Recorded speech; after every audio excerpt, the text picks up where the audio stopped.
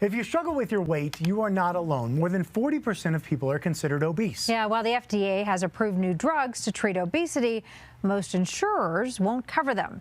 A bill at the state capitol would mandate coverage. Our political specialist Sean Boyd joins us now to talk more about it. So, Sean, who does this cover? And we're not talking about people who need to lose 15, 20 pounds. The drugs Wegovy, Saxenda, Mounjaro, and others are for people who need to lose 40, 50, 60 pounds or more.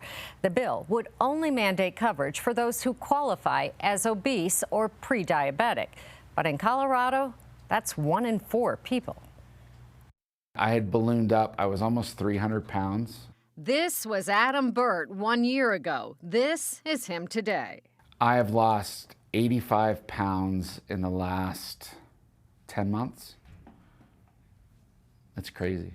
Crazy impossible, he thought, until Ozempic, which belongs to a class of drugs used for years by diabetics that's shown extraordinary success in treating obesity. But it's not cheap, $1,000 a month. Burt says the benefits far outweigh the costs. You can just bend easier.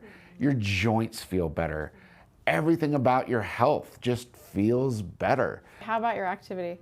Dr. Lee Perot says insurers' refusal to cover drugs like Ozempic makes no sense. Obesity, she says, is not only a serious chronic progressive disease itself, it's linked to more than 200 other diseases. Cardiovascular disease and sleep apnea and fatty liver disease and things like malignancies. 50% of all cancers are linked to obesity.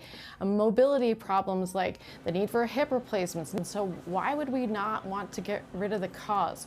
It's like treating somebody for lung cancer and not telling them to stop smoking. An endocrinologist at UC Health, Perot says obesity is largely misunderstood. It is not a matter of lack of discipline or willpower. It is the body adapted for survival. So whenever we gain weight, our body will reset our set point higher and higher and higher, and then it will defend it relentlessly. Which is why, she says, most people who lose weight through diet and exercise gain it back. Drugs like Ozempic, she says, are game changers. We are in a whole new world.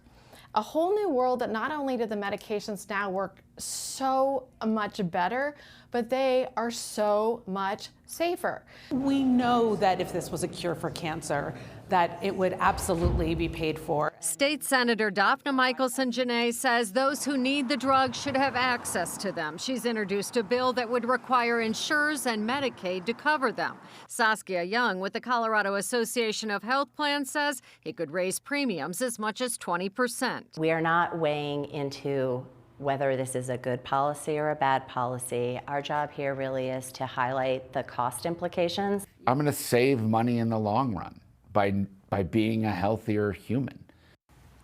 A fiscal analysis found the bill will cost the state more than $200 million a year in Medicaid. Perot, who lectures around the world about obesity, is leading the largest ever randomized clinical trial of weight management that will look at, among other things, the cost effectiveness of drugs in combination with a healthy lifestyle.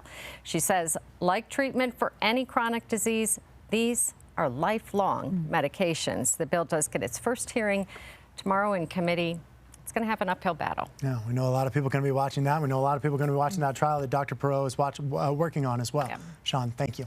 Well, Colorado